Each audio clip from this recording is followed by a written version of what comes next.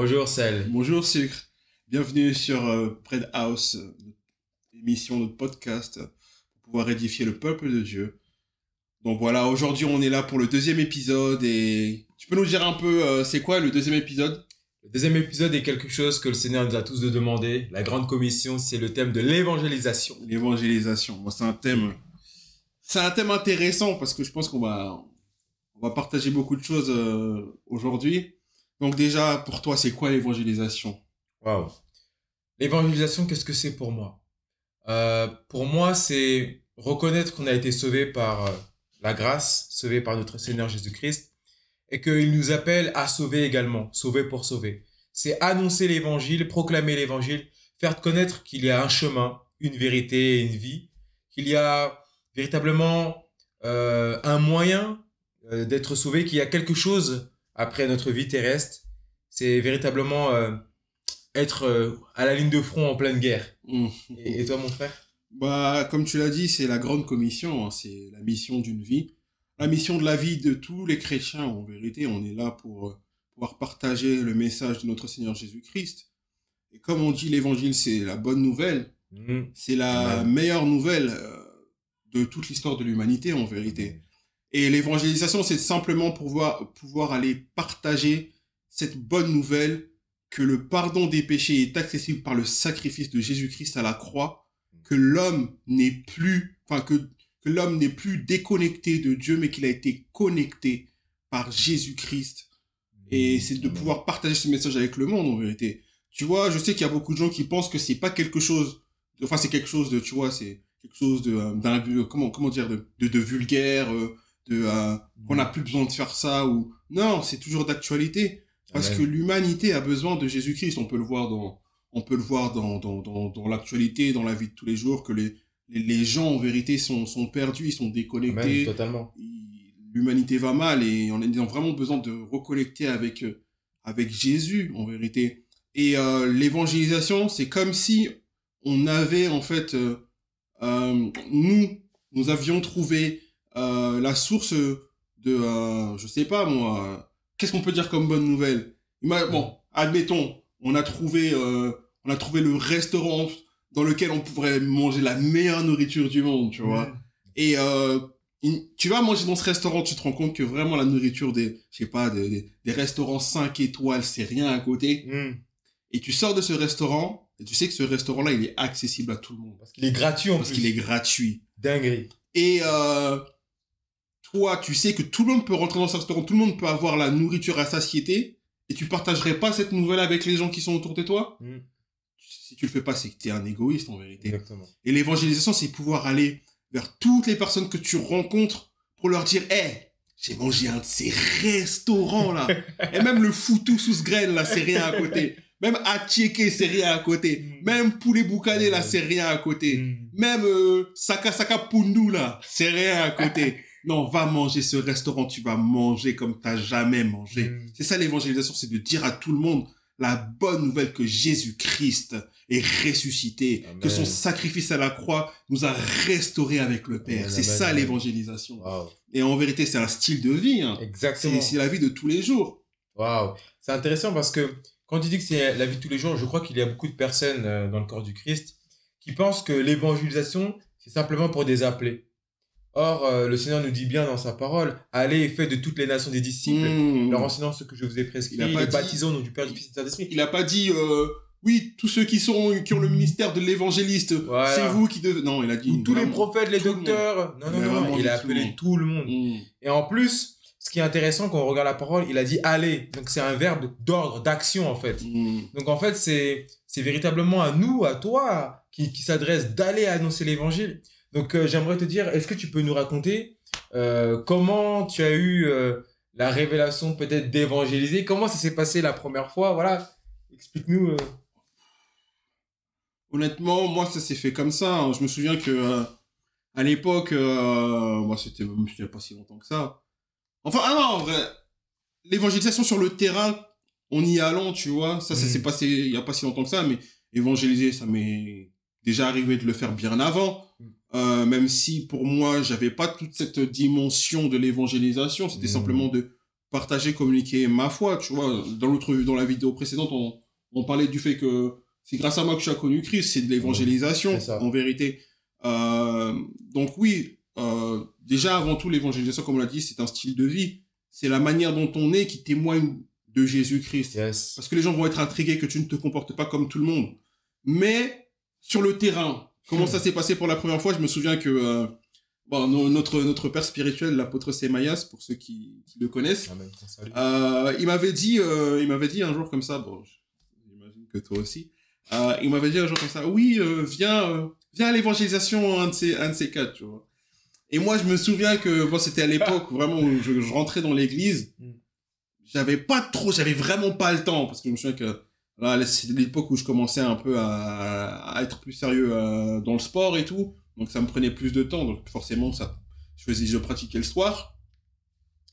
Et donc, bon, pendant un moment, il m'a dit cette parole, mais je l'ai pas mise en pratique. Et je me souviens qu'un jour, non, même pas, c'était avant ça. Excusez-moi, c'était avant ça.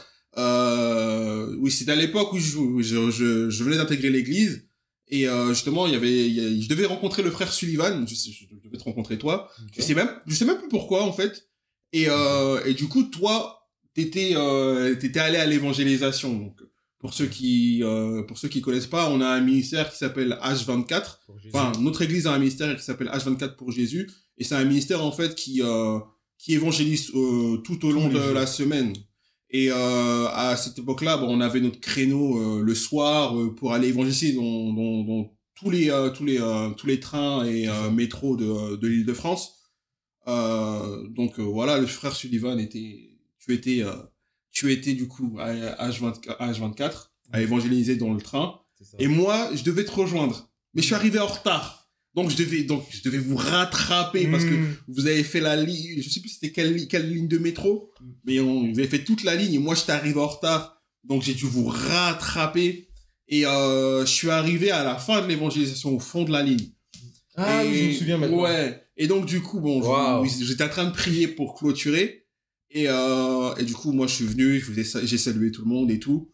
Et bon là les gens commençaient à se séparer. Et du coup, nous, on était rentrés avec l'apôtre Sémaïas dans la ligne de métro pour pouvoir rentrer. Et du coup, il a dit, on peut quand même évangéliser comme t'es venu. Voilà, tu peux évangéliser si tu veux le temps qu'on a sur la ligne. Il m'a demandé si je l'avais déjà fait. Je lui ai dit non, j'ai jamais évangélisé. Mais comme j'avais quand même un petit bagou, j'avais déjà prêché, etc. Je lui ai dit non, mais je peux le faire, t'inquiète. Voilà, je me suis lancé. J'ai partagé la bonne nouvelle avec les gens qui étaient présents dans cette rame de métro. Et voilà, en fait, comment ça s'est passé ma première fois.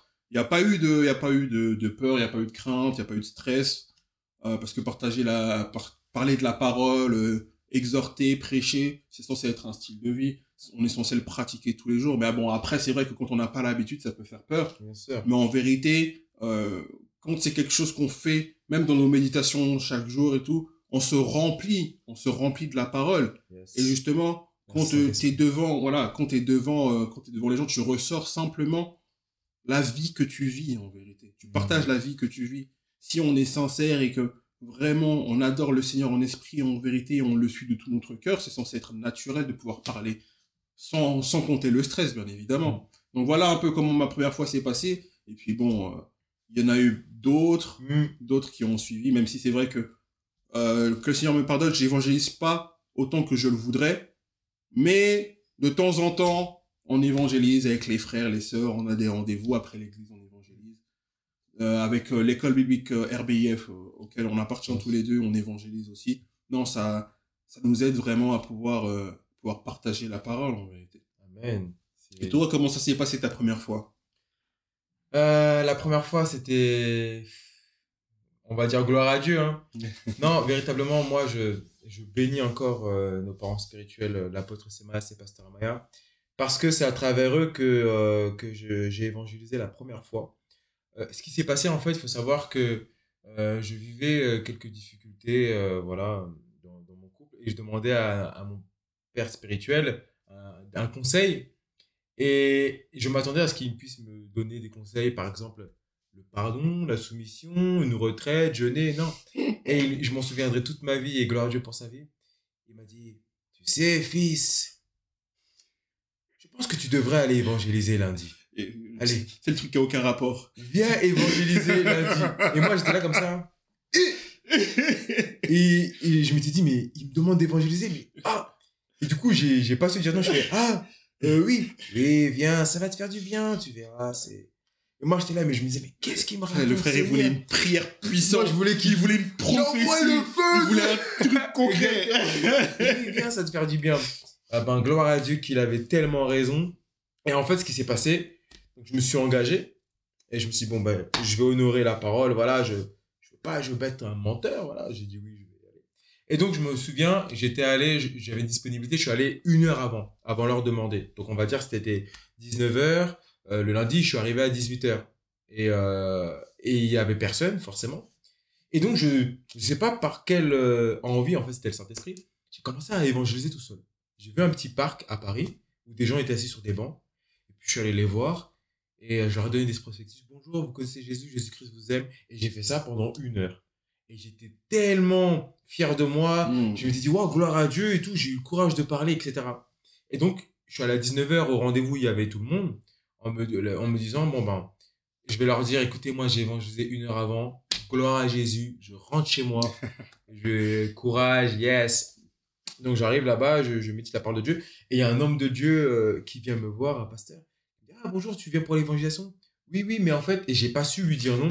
Parfait, yes, le Seigneur a envoyé un feu, un soldat, yes. Il était zélé, j'ai même pas su calmer son feu. Et ça fait que, vous voyez, quand on dit 5 minutes plus tard, j'étais là en train de prier avec eux. Gloire à Dieu, on va évangéliser, etc. Je me suis dit, waouh, mais je devais rentrer chez moi. Et en fait, ce qui s'est passé, c'est que par la grâce de Dieu, il nous a enseigné, il nous a expliqué que d'abord, on prie avant, on a pris un temps de prière pour remettre les âmes qui allaient entendre la parole de Dieu entre les mains du Seigneur, pour briser les attaques du diable, etc. Ensuite, on allait dans le métro et moi, j'avais peur. Je me suis dit, mais imagine, je rencontre des amis à moi qui étaient en école de théâtre.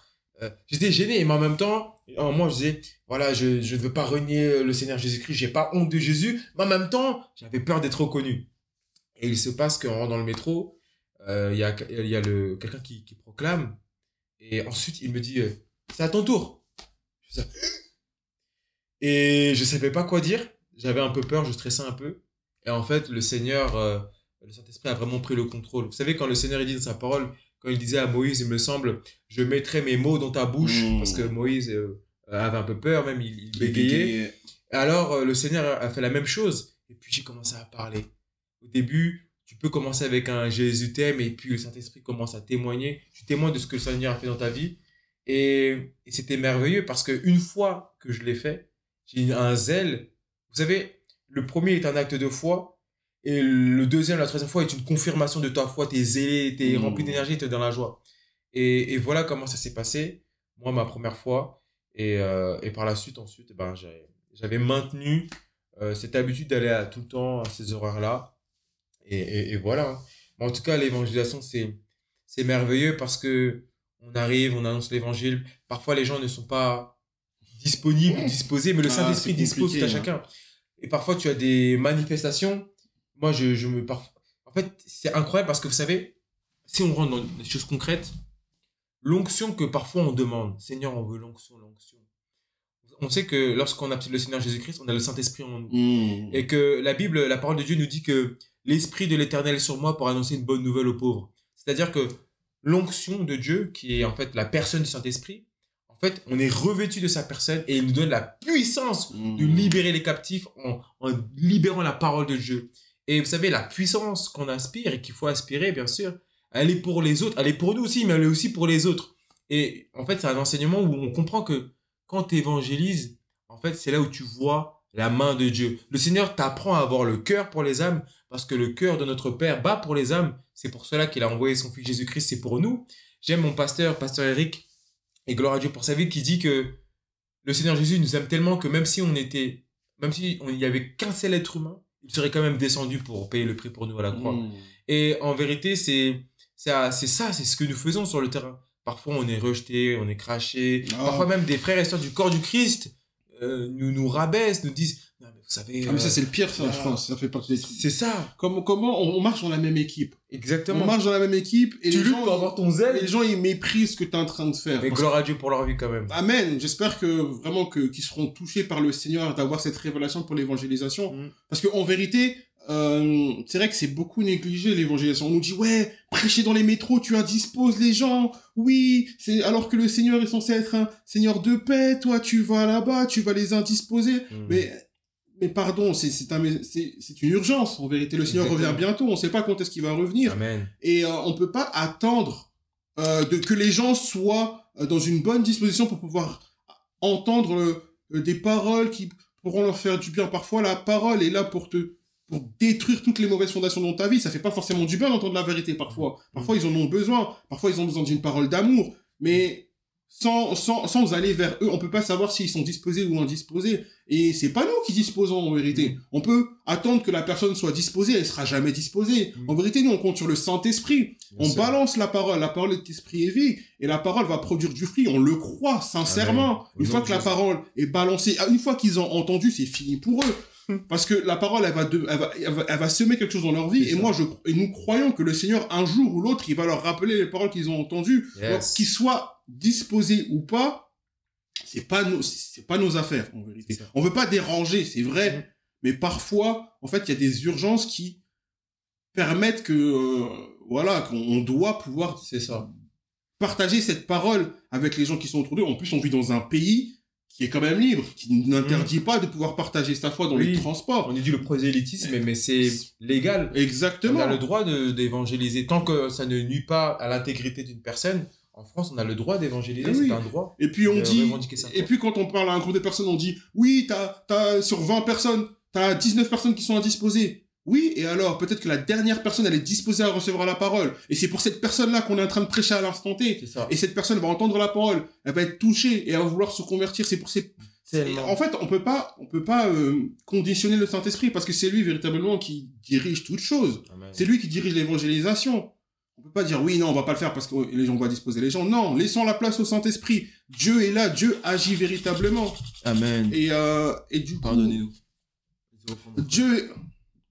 Dieu est là et Dieu agit véritablement. Et c'est en ça, en fait, que l'évangélisation est efficace. C'est une évangélisation qui se base sur le Saint-Esprit, qui laisse la place au Saint-Esprit. Amen. Et si le Saint-Esprit est au contrôle, Dieu fera toujours... il précédera, enfin, il suivra toujours l'annonce de sa parole. Amen. On ne sait pas de quelle manière il va agir, mais il agira en vérité. Et vous savez, moi j'aimerais témoigner parce que par la grâce de Dieu, on est dans une église où il y a vraiment cette onction, cet appel, ce cœur pour les âmes, par notre autorité apôtre Sémas et pasteur Amaya. Et véritablement, vous savez, quand on va c'est pas que les trains, mais même dans la rue, qu'on fait du corps à corps, on se rend vraiment compte qu'il y a des âmes qui sont brisées. Il y a des gens qui recherchent des remèdes. Moi, j'aime beaucoup dire que les gens, ils ont mal quelque part, ils vont prendre un Doliprane. Mais parfois, les gens, ils ont mal au cœur et ils vont voir tous les médecins du monde entier. Les médecins vont passer un scanner, un IRM, ils vont rien trouver. Parce qu'il y a des choses qui sont spirituelles. Et de la même façon que quand tu as mal à ta chair, tu mets un pansement. Je trouve un remède à ce problème. Mais qu'en est-il de l'âme? Qu'en est-il de l'esprit? Le remède, c'est Jésus-Christ. Et les gens ne le savent pas. Mais s'ils ne le savent pas, comment ils peuvent avoir accès à ce remède-là? C'est pour ça que nous, qui avons été sauvés, nous devons sauver. Et nous avons eu beaucoup de témoignages parfois. Vous savez, parfois même quand on évangélise, on peut être découragé. Mais quand on entend, vous savez, vous m'avez parlé de Jésus-Christ, et là, j'allais me suicider. J'allais me suicider. Je disais, Seigneur, si vraiment tu m'aimes, Dieu ou Jésus, si tu existes, manifeste-toi aujourd'hui parce que à telle heure, je vais me suicider. Et là, quand on se rend compte que cette personne te témoigne de ça, et que cette personne devient un fidèle servante de l'Éternel, c'est merveilleux en fin de compte. Donc, vous savez, on pourra nous cracher, nous rejeter, mais en fin de compte, le Seigneur Jésus-Christ aussi a été rejeté. Il a été persécuté. Il a annoncé la bonne nouvelle, il a annoncé le royaume, il parlait des prémices, de toutes ces choses qui allaient venir, et il a été rejeté. Alors, si notre Seigneur Jésus-Christ a été rejeté, il est tout à fait normal que nous, qui soyons ses disciples, nous soyons rejetés, et ça nous fortifie. Mais j'aimerais vous dire que, vous savez, lorsqu'on annonce l'évangile, nous, on n'est pas là pour convaincre. Du tout. Non, pas du tout. On annonce simplement la bonne nouvelle. Ensuite, c'est le Saint-Esprit qui fait son travail. De la même façon que nous aussi, on a eu cette semence à travers peut-être un maman, un papa, un frère, une sœur, un ami. Mais en tout cas, on a entendu. Et peut-être que cette semence n'a pas agi maintenant, mais elle a eu autant T de Dieu. Elle a accru, elle a croître, tu vois. Elle a grandi. Cette semence, elle a pris vie. Et aujourd'hui, elle se bat pour devenir une fondation, pour être un arbre.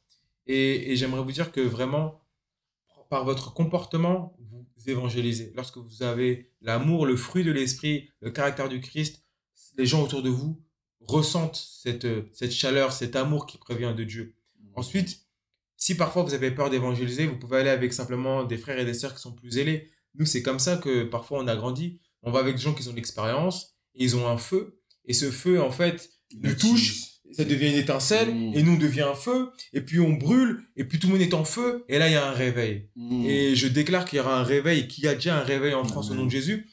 Et j'aimerais vous dire que lorsque on a le cœur pour les âmes, on a le cœur qui est le cœur de Dieu. Et donc le Seigneur, comme il veut toucher cette âme-là, il manifeste son amour et sa puissance. Avec mon frère, on a pu vivre ensemble, pour témoigner très rapidement, d'une guérison. Vous savez, parfois on entend les miracles dans la parole de Dieu, mais on aspire aussi à les vivre. Mais on ne peut pas les vivre à la maison. On ne peut pas les vivre sur une chaise. Il faut les vivre au contact des âmes, au contact des gentils, au contact de l'autre. Et par la grâce de Dieu, j'aimerais vraiment fortifier sur la puissance de Dieu. C'est que nous avons eu à cœur, grâce à notre école RBIF, Rivel Barber Institute, d'aller évangéliser. Et donc avec mon frère, on s'était mis en binôme et on avait prié pour que le Seigneur puisse nous montrer quelque chose. Et il avait révélé à notre esprit à l'hôpital. Et nous sommes allés à l'hôpital et au début, on parlait avec les gens timidement. Mais à un moment donné, par la foi, mon frère est allé voir un homme et sur la base de la parole de Dieu, Marc 16, 17, voici les signes qui accompagneront ceux qui auront cru en mon nom. Ils imposeront les mains aux malades, ils seront guéris. Alors mon frère, par la foi, il a imposé la main au genou de ce monsieur. Il a prié pour lui et il a été guéri. Et au début, la guérison n'est pas venue d'un coup. Sur 10, peut-être qu'il était guéri à 5, mais c'était déjà incroyable pour lui. Ensuite, je suis venu, nous avons pris une deuxième fois, il a été totalement guéri. Amen. Et le monsieur, comment en fait, comment ne pas croire en Dieu, comment ne pas croire en le fruit de l'évangélisation, de la proclamation, lorsqu'on voit le fruit. Le miracle. Le miracle, c'est quoi? C'est une vraie puissance. Exactement. Parce que devant le miracle, l'intelligence ne peut que se taire. Quelque chose que les médecins avaient diagnostiqué incurable, maladie mortelle, j'en sais rien, mais si Jésus est capable de guérir, est capable de restaurer, est capable de faire le miracle, les gens ne peuvent que dire qu'il est vivant en vérité. Amen. Et ces choses-là, on les vit la plupart du temps sur le terrain, dans l'évangélisation, quand on prie avec la foi, avec une foi forte, une foi basée sur Jésus-Christ, et que les gens sont guéris, ils ne peuvent que admettre que Jésus est vivant. Et justement, tu disais que l'évangélisation, le but c'était de pouvoir partager la parole et que c'est le Seigneur qui en son temps faisait éclore les semences. Mais c'est ça aussi, en vérité. Nous, on n'est pas là, comme tu as dit, on n'est pas là pour convaincre. Nous, on est là simplement pour partager la parole. Et le Seigneur, lui, en son temps, il fera ce qu'il a à faire. Faisons simplement notre part. N'ayons pas peur, n'ayons pas de crainte. Et parfois, beaucoup de personnes ont peur d'évangéliser. Ils savent pas par où commencer.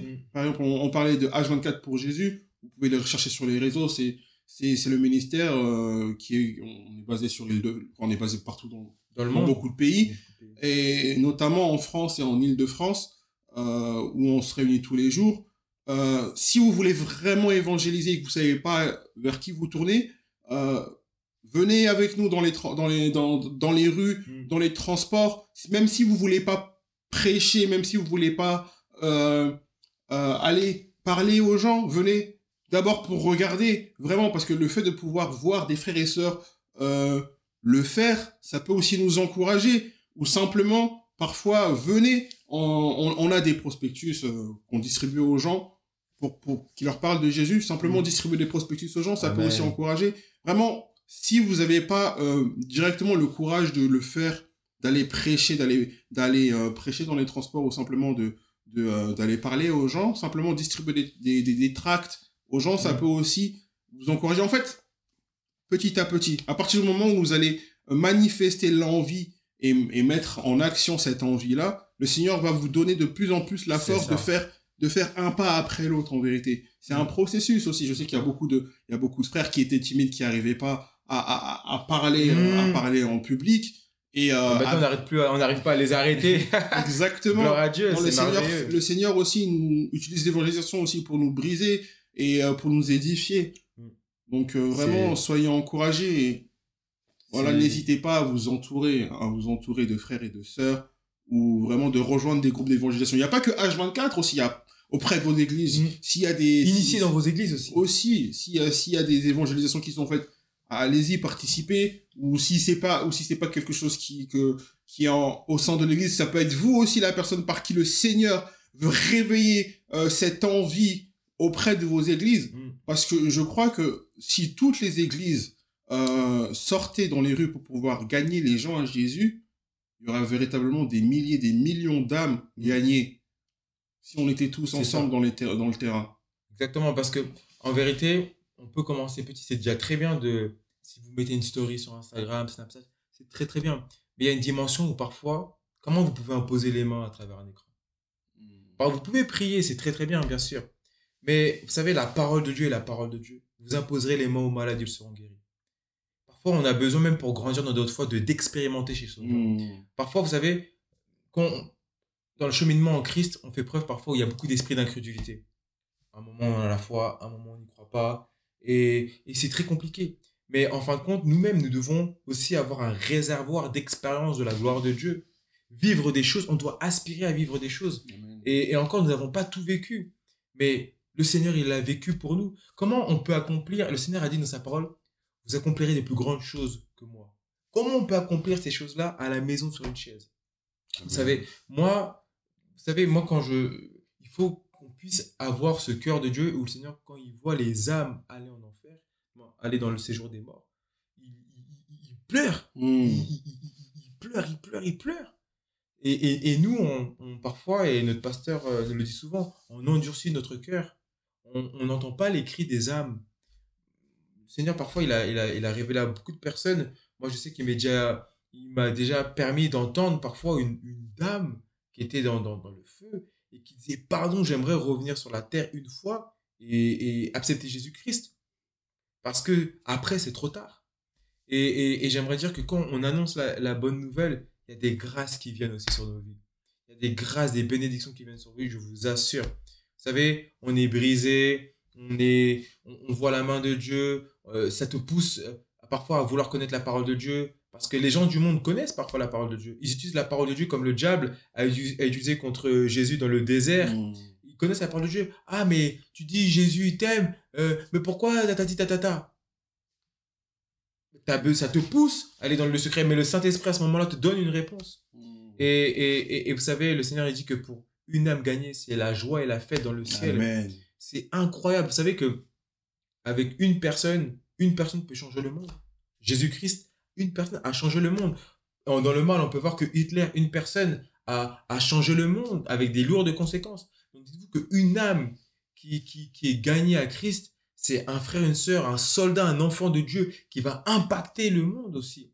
Et c'est très important. Donc, vous savez, moi, j'aimerais aussi encourager des frères et sœurs qui évangélisent. Vous savez, lorsqu'on évangélise, on est des témoins de Christ. C'est-à-dire que les gens vont nous voir, vont nous juger à l'apparence, vont nous juger à nos mots et ils vont se dire « Ah, c'est donc ça Jésus ». C'est donc ça ne me donne pas envie. Je vois qu'il est comme ça, qu'il parle comme ça ne donne pas envie. Mon frère, ma soeur, peut-être que quand tu évangélises, essaye de sourire. Vous savez, parfois, on peut prêcher, on est zélé, mais n'oublions pas quand même que nous sommes des représentants de Christ. La première image peut-être que les gens vont avoir de Christ, c'est toi. Parfois, juste un sourire, c'est très important. Mon frère, ma soeur, j'aimerais aussi t'encourager. Quand le Saint-Esprit te guide, bien sûr, mais parfois, vous savez, quand on évangélise, les gens, c'est même pas des bébés spirituels. Mais ils sont même pas encore nés. Donne-leur du lait. Ne rentre pas dans des choses compliquées. C'est le tabernacle, le parvis, le linceul, le trésor, le voile, c'est déchiré, ça veut dire... Non, commence par un Jésus t'aime. Vous savez, moi, j'aime bien dire que, en fin de compte, on est tous dans le même train. Le train, il va à un terminus. Et à la fin, tout le monde, quoi qu'il arrive, descend. Il y a l'enfer ou il y a le paradis. Et que lorsque tu es sur ce train-là, parfois, tu as des contrôleurs qui viennent et qui vous disent, si tu n'as pas ta carte de transport, ton titre de transport, bah, tu vas payer une amende. Et parfois, il y en a qui veulent frauder, mais quoi qu'il arrive, à un moment donné, tu vas devoir passer des barrières. Et si tu n'as pas le titre de transport, bah, tu ne pourras pas traverser. Bah, c'est pareil, quand tu as la carte Navigo qui est Jésus-Christ, alors tu vas aller au paradis. Mais si tu ne l'as pas, alors que tu as entendu la parole de Dieu à gauche, par là, par une affiche, par un frère, par une sœur, par une conviction personnelle, par des choses là et tu l'as rejeté, alors en fin de compte, tu payes toi-même le prix de ta destination. Et le Seigneur, même s'il nous aime, il se soumet à sa propre parole. Alors si tu n'acceptes pas son Fils Jésus-Christ comme Seigneur et Sauveur, alors tu vas en enfer. Il pleure, il est attristé, mais sa justice et sa parole subsistent éternellement.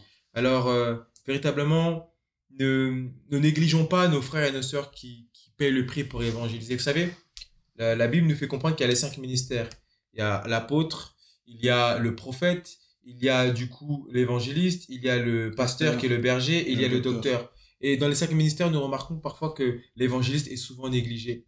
Alors que l'évangéliste, c'est celui qui annonce la bonne nouvelle. C'est celui qui a le cœur et qui a la puissance. Exactement. Comment remplir les églises si personne ne va les inviter? Comment remplir les églises si personne ne leur montre qu'il y a des églises, leur disent qu'il y a l'amour de Dieu? En fin de compte, l'amour de Dieu que nous entretenons à l'église, eux, ils sont sur le terrain pour la témoigner aux autres. Je pense qu'à un moment donné, toute église doit, comme c'est le cas dans notre église à Jésus mon refuge, c'est une église où justement nous accueillons, nous restaurons, nous enseignons et nous envoyons. C'est véritablement ce que a à cœur nos autorités. Et à un moment donné, mon frère, ma sœur, peut-être que tu as la parole de Dieu, même le peu de connaissances que tu as, active ta foi comme un grain de moutarde et va annoncer l'évangile. Dis simplement à quelqu'un, Jésus-Christ t'aime. Jésus-Christ peut te sauver. Ce que tu vis, le Seigneur va te sauver. Le monde te promet ça, mais en fin de compte, c'est cette autoroute de l'enfer qui te donne. Mais Jésus-Christ, lui, il te promet l'amour éternel, la paix, la joie éternelle et plus encore. Donc, voilà mon frère. Tu as dit quelque chose de très pertinent. Tu as dit beaucoup de choses, mais je reviens sur un truc que tu as dit. Tu as dit que l'évangélisation, ça nous brise. Tu vois. Et notre père spirituel, l'apôtre Sémaïas, dit que ça travaille l'humilité. Pour un homme de Dieu, ça travaille véritablement l'humilité. Amen. Parce que, en tant qu'homme de Dieu, quand on est enfermé dans l'église, ça peut être très facile de pouvoir rentrer dans l'orgueil. On a la stature de l'autorité, le pasteur. Attends, le pasteur, parler au pasteur, faut que tu lui parles dans un angle de 45 degrés, parce que sinon la parole ne va pas ne va pas correctement lui rentrer dans l'oreille pour qu'il puisse s'intercéder selon l'esprit de il y a les protocoles, c'est la manière, et surtout parfois quand on est dans des grandes églises, c'est très facile de pouvoir rentrer dans l'orgueil. Bien sûr, nous prions pour que les hommes de Dieu, faut prier pour que les hommes de Dieu, pour les préserver de cette attaque-là.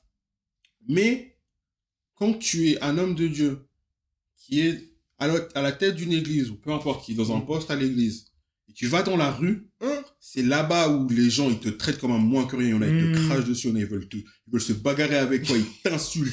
Ils savent pas que t'es pasteur, prophète, exactement, pour eux, ça là, ça vaut rien. Et là, tu sais vraiment que vraiment le Seigneur te travaille. Ah, Seigneur, vraiment, là, on m'a insulté, là.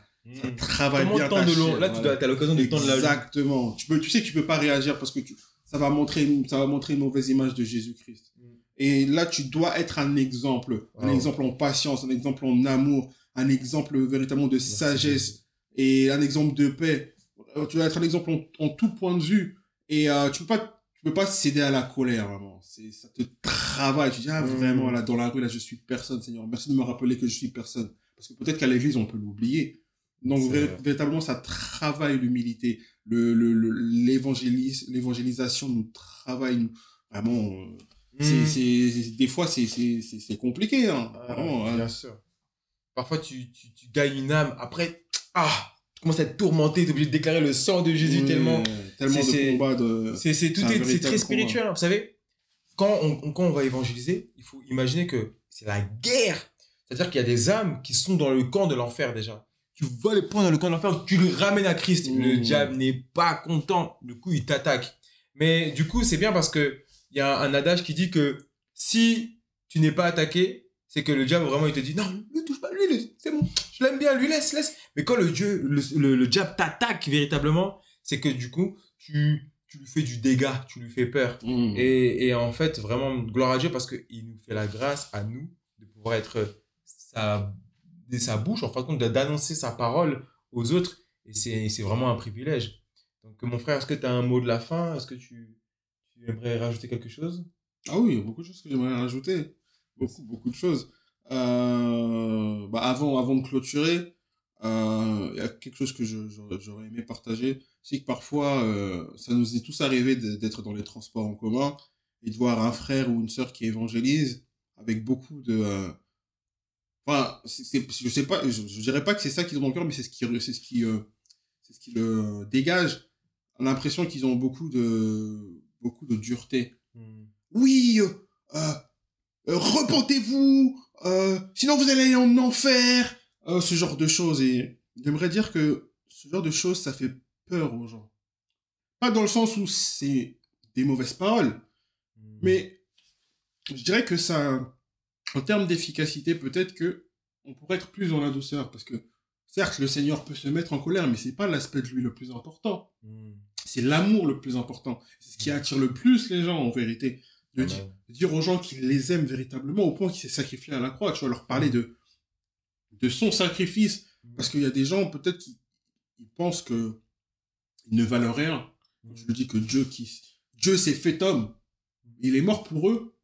Ça peut les toucher. Vraiment, leur manifester l'amour de Jésus-Christ, c'est ce qui c'est vraiment une source de joie pour les gens. Ça peut être une source de joie pour eux, ça peut être une source de guérison, ça peut être une source vraiment de paix. Vraiment, soyez encouragés, parce que je sais que c'est pas facile aussi, hein. Nous ne sommes pas là pour juger les frères et sœurs qui... Vraiment, en vérité, c'est vrai qu'il faut parler de l'amour de Jésus, mais plus que toute autre chose, il faut se laisser conduire par le Saint-Esprit. Amen. Parce que moi, je sais que, justement, à RBIF, il y a une sœur qui est vraiment zélée pour l'évangélisation. Aïe, aïe, aïe, aïe, aïe. Et chaque fois qu'elle bouge, elle réussit à évangéliser, à faire la prière du salut, du coup, à des dizaines d'âmes, c'est vraiment fou, tu vois. Et moi, je l'ai vu agir devant moi. Pour la petite anecdote, j'étais avec un frère et une sœur. J'étais en train d'évangéliser un groupe de 3 personnes. Un antillais balèze, loxé et tout ça. Et du coup, moi, je parle avec eux, je discute. Et le frère était un ancien chrétien. Et il avait, bon, je sais plus s'il avait été déçu ou il avait été blessé mais bref, il avait connu Christ. En tout cas, il avait grandi dans cette atmosphère-là. Et on essayait voilà, de l'encourager, il s'était vraiment éloigné, hein.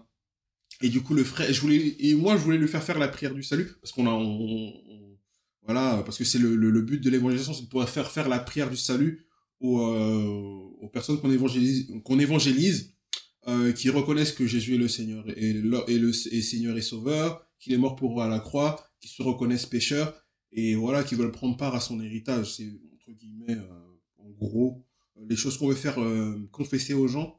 Et bon, je fais une petite aparté, hein. Et une fois qu'ils ont confessé cette chose-là, en fait, c'est comme s'ils ouvraient la porte au Seigneur. Une fois, en fait, qu'ils ouvrent la porte à Jésus, bah, Jésus vient dans leur vie. Il se manifeste selon sa volonté, hein. Ça peut être des songes, des paroles audibles, parler à travers la bouche de quelqu'un, ça peut être des directions, voilà, ils peuvent rencontrer quelqu'un qui les mène sur le chemin de la foi, avec qui ils vont cheminer. Bref, le Seigneur fait ce qu'il veut. Donc c'est ça le but de l'évangélisation, c'est de pouvoir leur permettre de confesser pour laisser la place au Seigneur. Bon, après, si il peut y avoir un suivi, prendre les numéros, afin que, voilà, de pouvoir suivre la personne, garder le contact, faire un disciple, l'encourager, inviter dans l'église, même si c'est pas le but principal. Dans une autre église. Dans une autre église aussi. Le corps du Christ. Voilà, dans le corps du Christ, c'est le but. Voilà. Donc voilà, fin de l'aparté. Je trouvais que c'était important de pouvoir préciser cela. Fin de l'aparté. Donc voilà, j'ai essayé de faire confesser le gars qui je discutais. Et la sœur, elle passe comme ça, elle le voit, elle dit, toi, le Seigneur a besoin de toi. Après, elle vient vers lui et tout. Elle commence à parler, parole de connaissance, parole de connaissance, parole de connaissance. La parole de connaissance pour les personnes qui ne sont pas aguerries, c'est en fait un don de l'esprit. Donc, il y en a plusieurs, mais en gros, c'est le Saint-Esprit qui révèle des paroles de connaissance sur la vie d'une personne. Et justement, les dons spirituels, on peut les manifester aussi puissamment dans l'évangélisation. Parce que c'est par cela que les gens, qu'on atteste que Jésus est véritablement vivant, c'est par la preuve. Donc voilà, parole de connaissance. Oui, quand t'étais petit, il y avait ci, ça. Oh, mais comment tu sais? Ouais, tu devais aller au Canada, mais il s'est passé ci. Ouais. Et le gars, il a halluciné. Il a dit, ouais, et tout. Après, il a dit, ouais, allez, répète après moi. Il voulait pas. Ouais, répète après moi. Après, il a répété la prière du salut. Elle l'a fait confesser. Après, il a pleuré et tout. Non. Et vraiment, tu vois vraiment le zèle vraiment de certains frères et ça encourage. J'ai dit, moi, je veux un truc comme ça. Moi, je veux être sensible, je veux être comme ça, Seigneur. Et ça encourage vraiment dans la foi de voir que voilà, tu marches avec des frères et sœurs qui ont véritablement le Saint-Esprit qui est en eux. Et ça te donne envie d'avoir la même chose. Donc, ça t'encourage dans ta foi. Donc, voilà une chose que je voulais partager avec les frères et sœurs qui nous écoutent aujourd'hui. Donc, je ne sais pas si toi, tu veux avoir un mot de la fin pour... honnêtement, l'évangélisation, c'est aussi un acte de foi. Donc, vous pouvez y aller tout seul. Vous ne serez jamais seul. Il y aura toujours le Saint-Esprit. Toujours Jésus avec vous. Et n'hésitez pas juste à ouvrir la bouche et le Seigneur mettra ses mots dans votre bouche. Et encore une fois, on est sauvé pour sauver. Donc voilà, je pense que ce sera tout pour ma part. Ce sera tout pour nous. Merci de nous avoir écoutés jusqu'au bout. On espère que les paroles que nous avons partagées avec vous vous ont édifié. Vraiment, faites le pas. Vous allez voir que vous allez en sortir grandi. Parce que le Seigneur va l'utiliser pour pouvoir vous édifier et vous apprendre. Et puis, vous aurez des anecdotes aussi à raconter. Donc, c'est ça. Et pour la fin, je dirais, comme on est sur YouTube, n'hésitez pas à bénir, partager l'évangile et écrire en commentaire le prochain thème que vous voulez qu'on puisse aborder. Voilà. Soyez bénis. Je le ferai en anglais. God bless you. À la prochaine. Ciao.